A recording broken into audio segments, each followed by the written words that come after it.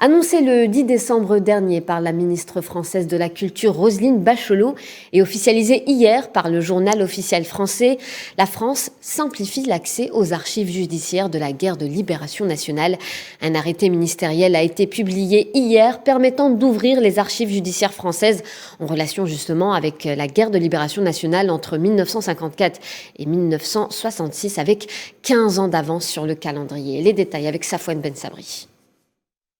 La France a rendu effective l'annonce faite par la ministre de la Culture Roselyne Bachelot le 10 décembre dernier, où elle déclarait ouvrir les archives de la guerre de libération nationale. L'arrêté du ministère de la Culture rend consultables toutes les archives publiques produites dans le cadre d'affaires relatives à des faits commis entre le 1er novembre 1954 et le 31 décembre 1966 en relation avec la guerre de libération nationale. Il est cependant à noter que ces archives étant celles de la gendarmerie et de la police, elles ne relatent en l'occurrence pas toutes les actions militaires menées par la France durant la période coloniale. Ce sont donc des archives qui concernent des individus.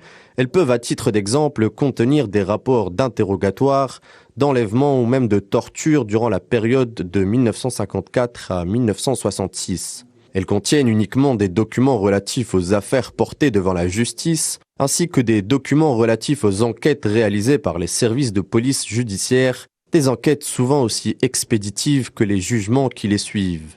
Consulter ces archives pourrait permettre aux historiens d'effectuer le travail de mémoire en suspens depuis plus de 60 ans et aux familles des victimes de faire le deuil de leurs proches partis souvent dans des circonstances inconnues.